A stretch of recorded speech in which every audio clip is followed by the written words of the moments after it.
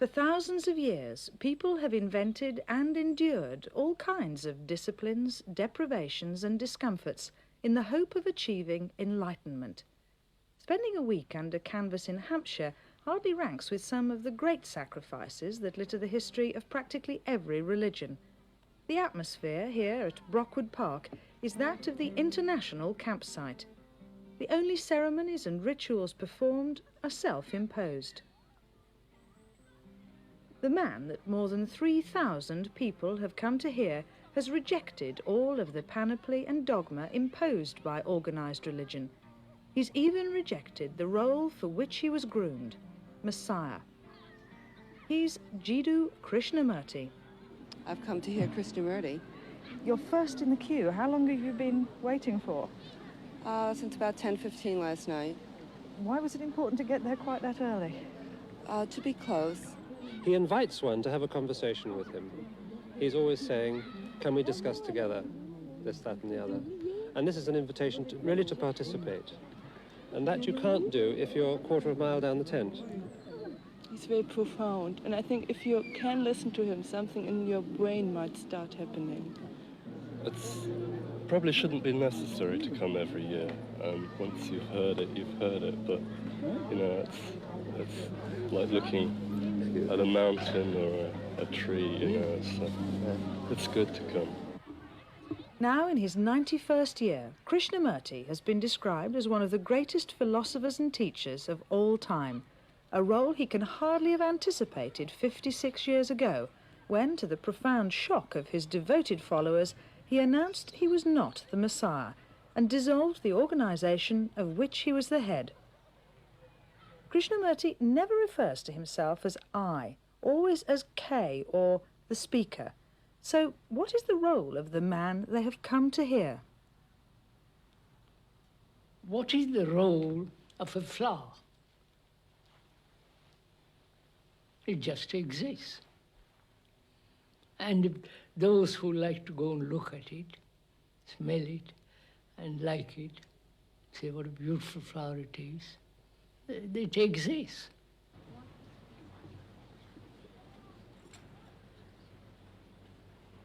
Krishnamurti presents a calm and conventional exterior. With a stunning lack of pomp and ceremony, he sits very upright and very still on a hard, straight-backed chair and talks without notes and without preparation for at least an hour. Looking at this slight, unassuming figure, it's hard to believe his bizarre and extraordinary history.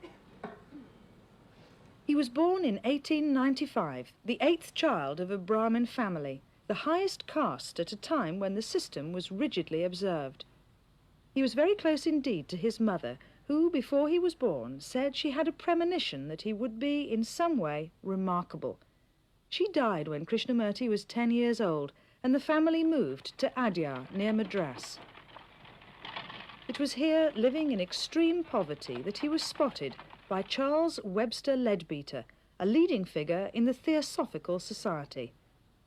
Theosophy was a world movement which embraced all religions. They believed that following on Buddha, Krishna and Christ, the world was ready for the next incarnation of the Messiah. Its president, Annie Besant, was a flamboyant figure who fought uncompromisingly for a whole range of social reforms in Britain and India. Krishnamurti must have looked an unlikely candidate, undernourished with crooked teeth and a vacant expression. But Leadbeater said the child had an aura of unselfishness. He was the chosen one. Mrs. Besant adopted him and began grooming him for his future role by bringing him to England. One of the first people he met was Lady Emily Lutyens, wife of the architect Sir Edwin. A committed theosophist, she took him straight to the heart of her family. Her daughter Mary, now aged 77, is Krishnamurti's oldest friend and his biographer. She remembers vividly the moment that Krishnamurti and his young brother Nitya arrived in London. These two little boys arrived in England. My mother saw them and took enormous pity on them. They were wearing European clothes for the first time. They were in Norfolk jackets and shoes which pinched them. They looked miserable, shivering with cold. And she mothered them. How did you feel about him? I didn't think he had a brain, that he was very simple-minded. It's absolutely staggering to me, looking at him back in that, what he can do now, what's come out of him now. I just can't believe it sometimes. And you wouldn't really think that, because every single thing he says, it may look like it may appear to be like Buddhism, it may appear to be like this, that, or the other, it may be a certain bit of Sermon on the Mount, I don't know. But he wouldn't know it, he's never read it. So everything has come, he's discovered for himself. And what amazes me is what he's found in himself from that very vacant, certainly very unintelligent young man.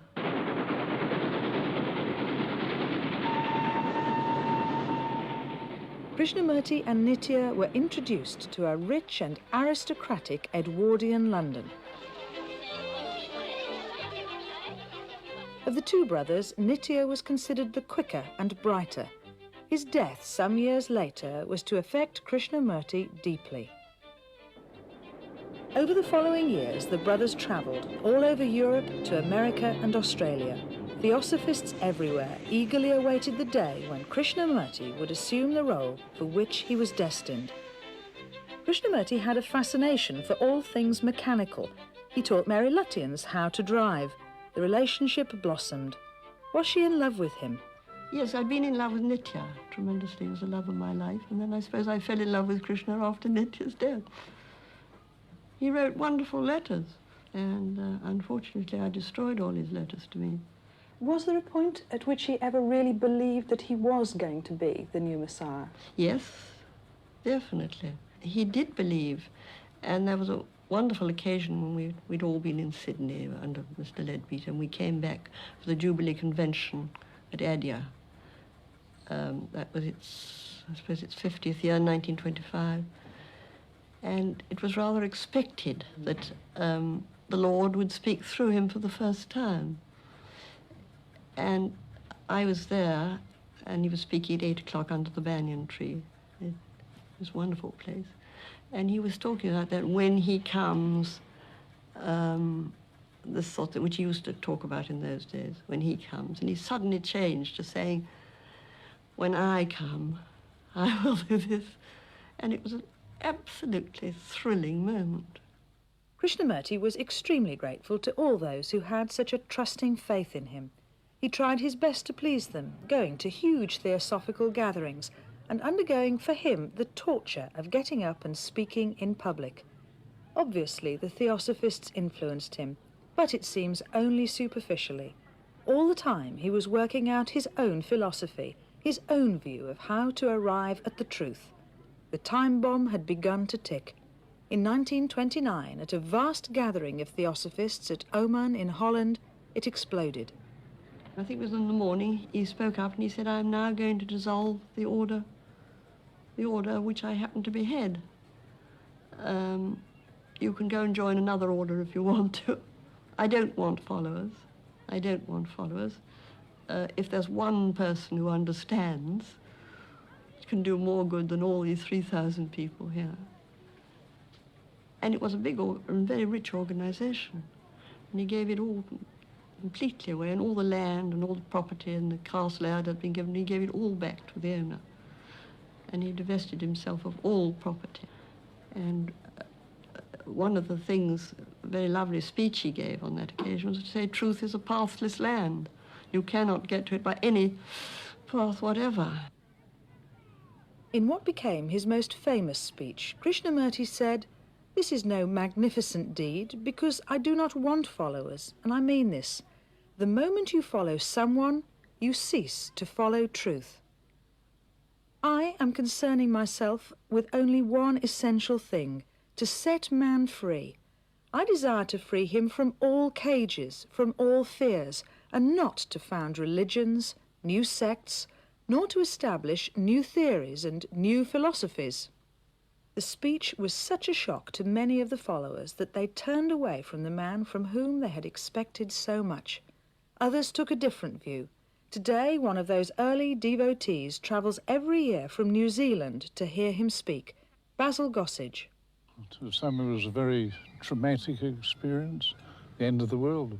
In my own case, I thought, well, if Kay has got the, pardon the phrase, the spiritual guts to do that, to say, I'm disbanding the order, it's not necessary, truth is a pathless land, I thought, well, he'll do me. At least he's 100% honest. That's been borne out over 55 years. Krishnamurti has developed and expanded his teaching, but he still rejects all organized religion. See, we're now trying to impose morality on people, right?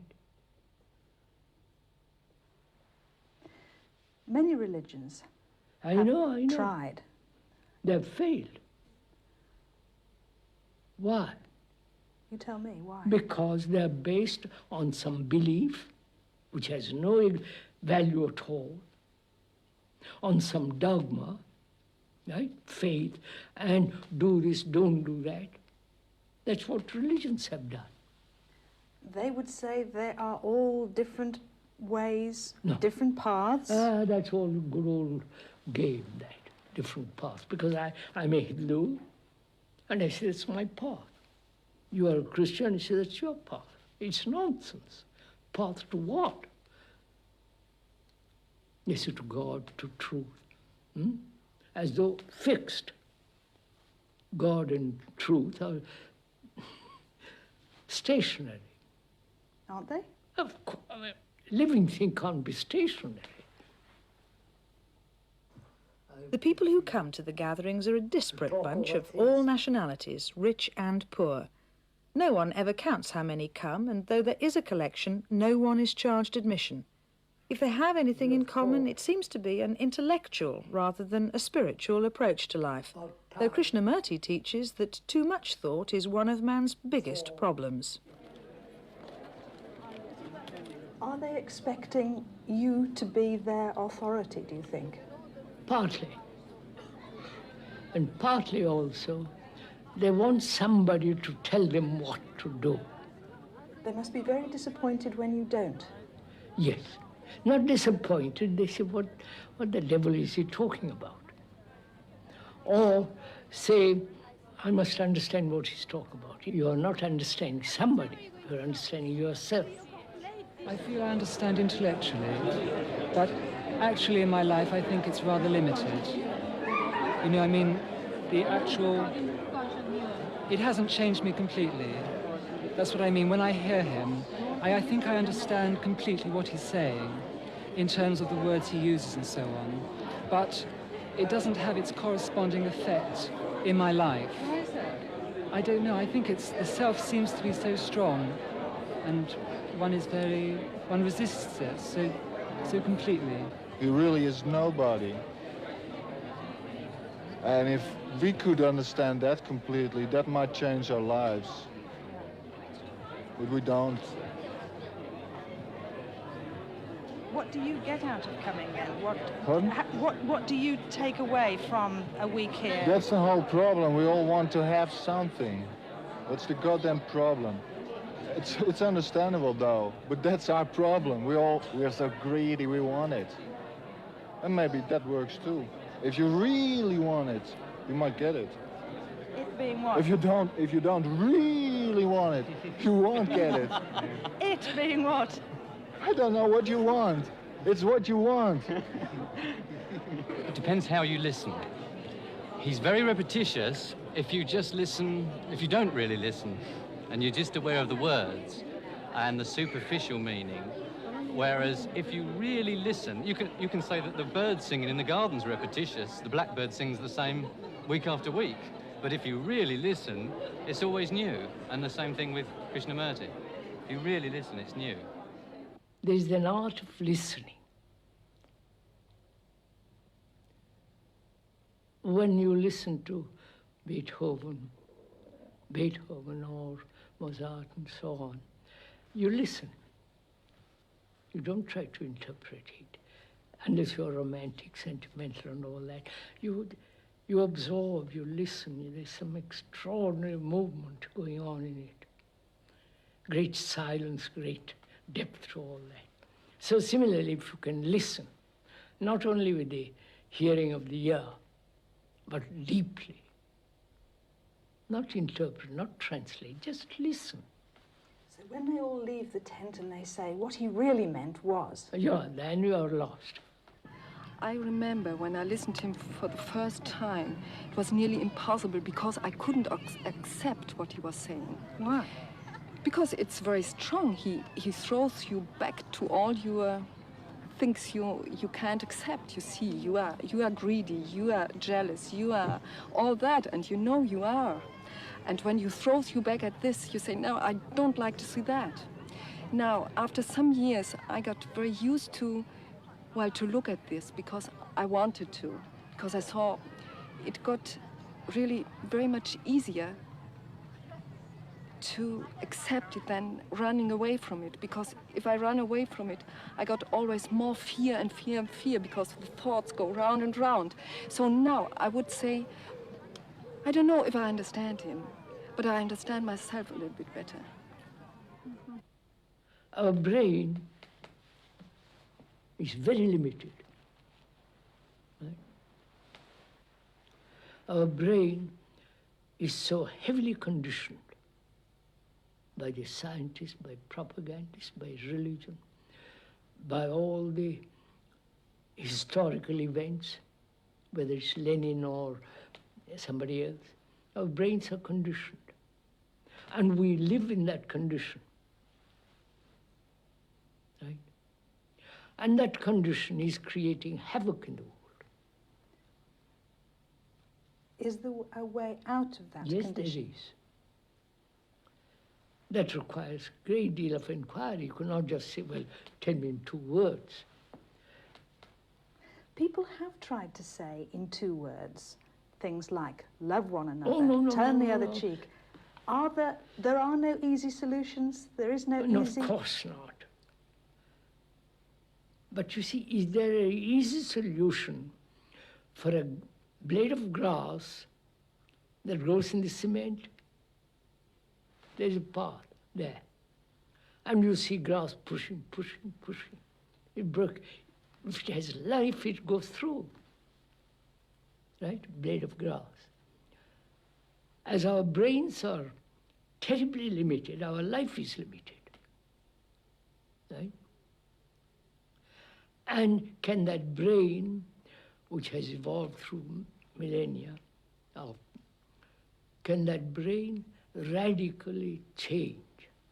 Do you think that he is very insulated and protected by this lifestyle, that he doesn't really understand the problems that most people face? I think he does, but I think he feels that they make problems where there needn't be problems. By not actually seeing what their problems are. And I think people do make problems that aren't necessarily there. And I don't see that it makes him any... I mean, they expect him to dress in, perhaps some people, in sackcloth and ashes and grow his hair and his beard. But does that really make you a more religious person? Is it possible that someone could come here to one of the talks, hear what you say, hear in himself or herself the truth, and then go away and live in this quick result, quick society? Yeah, can the two coexist? Of course. This has been one of the questions that has been troubling people. Can I live in this monstrous society, immoral, corrupt, and all the rest of it, with complete honesty about myself? Of course you can. So you have to ask, what is society, right? Is society different from me? Or I am society? I don't know if you follow this. I am society. I've created the awful thing. I'm part of it. Society is not different from me, right? So I don't reform the outer circle. Social reform, you know, all the political game that's going on. First, I put my house in order. My house, deeply my house in order. And then there'd be order out there. If you and I and all of us who are listening put our house first in order, we have created a new society. Somebody higher... It's a message that Krishnamurti believes could radically change the world in which we live, even if only a few of the thousands who listen actually understand. What happens in the tent is intended to be a conversation, but only rarely do the audience actually respond. They sit, almost as rigid as the speaker, grappling with his often enigmatic utterances.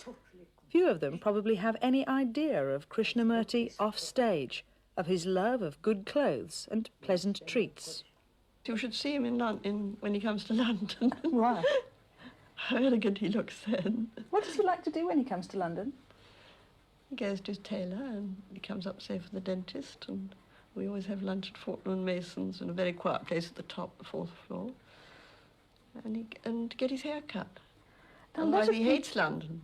A lot of people would be horrified to think that someone that is preaching self-effacement, self-discovery, actually enjoys all those material and worldly things. He doesn't tell you to give up happiness or to give up joy. I mean, if you enjoy doing something, then you say, do it.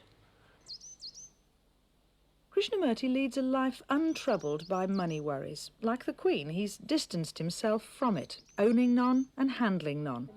His personal expenses are met by friends, and the organisation of all the books and conferences is done by the Krishnamurti Foundation, a registered charity. The conference is held in the grounds of the Krishnamurti School. Here, in an enormous marquee, Kay plays host. I've forgotten the name of it, you know, from Japan. What is that? Huh? Macrobiotic, that's it. Go crazy on that. As one goes crazy about yoga and all the rest of it. Laughter is part of seriousness. Right? If you don't know how to laugh and look at the sun, the trees, the dapple light and everything, well, you're not quite human being. If you're merely churchy serious, then on Sunday only, then it's not serious.